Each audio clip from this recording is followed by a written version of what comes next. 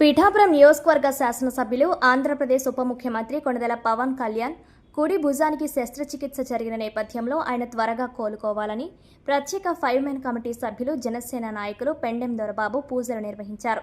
పీఠాపురం పట్టణంలోని శ్రీ ఉమా కుకుటేశ్వర స్వామి వారి దేవస్థానంలో ఆరుద్ర నక్షత్రం మాస శివరాత్రి సోమవారం కావడంతో ప్రత్యేకంగా శివునికి రాజరాజేశ్వరి అమ్మవారికి పూజా కార్యక్రమాలు నిర్వహించారు. ఈ సందర్భంగా పెండెం దొరబాబు మాట్లాడుతూ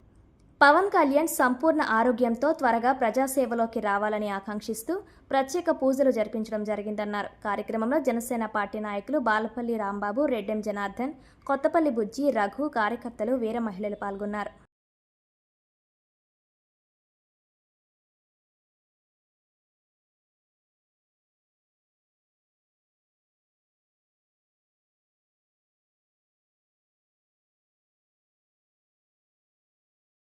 జనసేన పార్టీ అధ్యక్షులు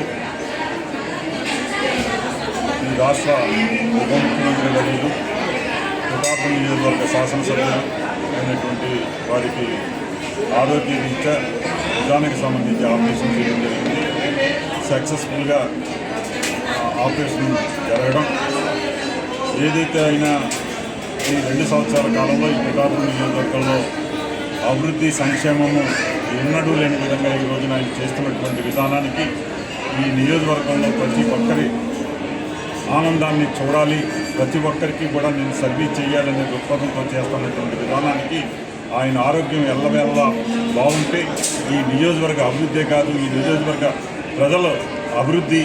అలాగే వారి యొక్క అష్టైశ్వర్య ఆయురారోగ్యాలు కలిగి ఉండాలని చెప్పి ఆయన చేసే సంకల్పం ఏదే ఉందో అది మనకు